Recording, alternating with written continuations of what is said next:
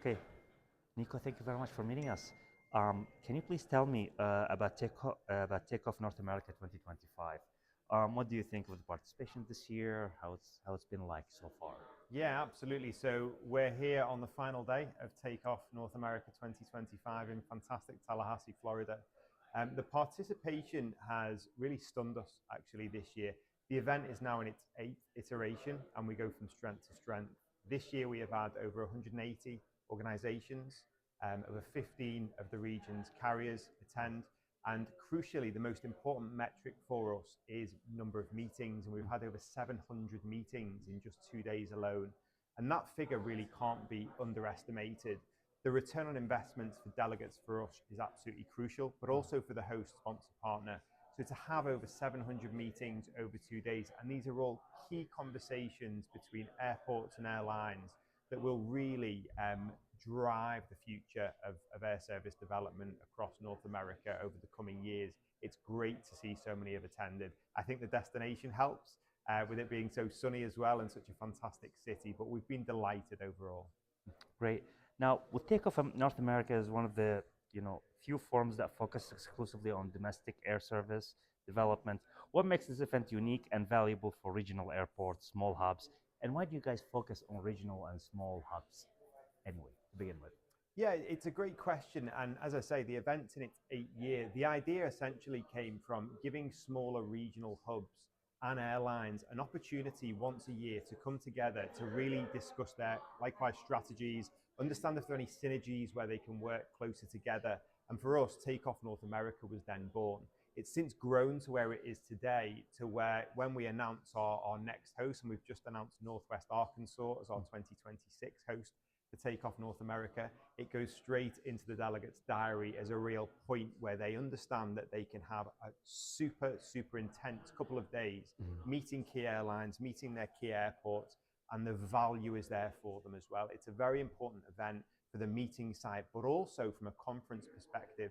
Over the 2 days, we've had around 8 conference sessions with some key speakers that really lift the lid on some groundbreaking, cutting-edge data and analysis that will help hone the strategies of airports and airlines alike to really help them in their continuing strategy for themselves internally. So we've heard a lot this year about connectivity gaps Yeah. and the fragile recovery, especially for smaller airports.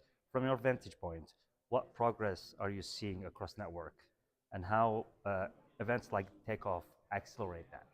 Yeah, it's another great question. I think for ourselves, looking at the domestic market, it's a highly mature aviation market. We look to Europe and Asia, and it's slightly less mature in where it's at in its development. So we have to come into this with the lens that it's a mature market.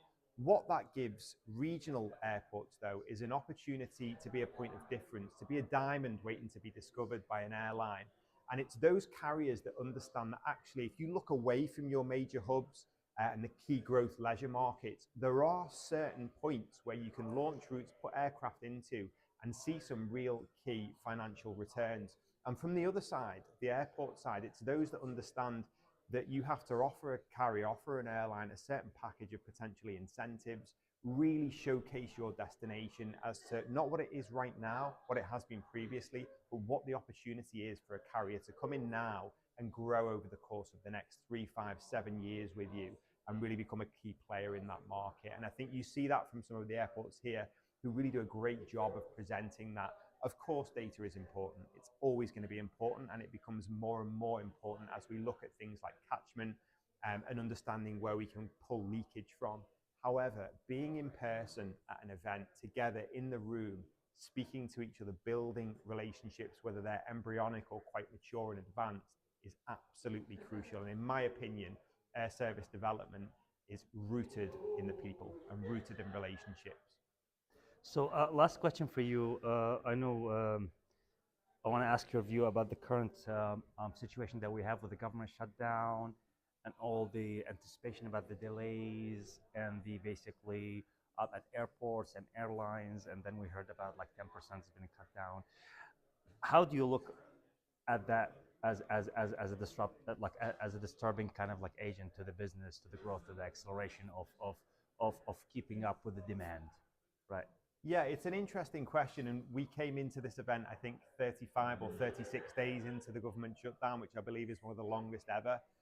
So, look, for air traffic controllers, that has to be challenging. They've gone over a month now without pay, and that can't be easy for anybody.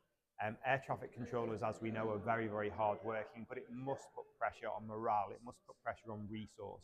And these are things that we don't see because they're doing their fantastic work at the top of those air traffic control towers. But what the FAA have done in the last couple of days while we've been here, obviously, is announced up to a 10% cut over 40, I think it is, Yeah. destinations over the next few days commencing Friday. I think we have to trust their insight. I think they have the data. Their priority is obviously absolutely safety and keeping things working and open, especially as we head into what's a very busy period towards the end of November in the US with Thanksgiving, the festive period of Christmas is coming up. Families will want to travel. There'll be more work trips, getting those in before the end of the month. So it's crucial that we keep the domestic air service market moving in spite of the domestic shutdown. It's everyone's hope in the room here that this is figured out quite quickly and sorted out quickly, and I have every trust that that's happening behind the scenes. But what it does show me, though, is the power of the aviation community and the fact that we rally together and we keep things moving and working, even in the most challenging situations, albeit fragile. Mm. All right. So, do you want to send a warning that this shutdown has to be resolved, maybe because after Thanksgiving we're going to have the Christmas, which is the holiday season, and that is even more travelers are expected to go back home and connect with families. So, are you concerned that this really going to be a bigger event when we go to the holiday season? Yeah, I think we have some time for that still. We're still in early November, so there's a runway here, to use a phrase, of opportunity where this thing can get figured out and quickly. So I'm not too concerned at the moment. Obviously, we're heading into 40 days of this, so nobody wanted this, and it's not ideal. It's becoming more and more of a challenge.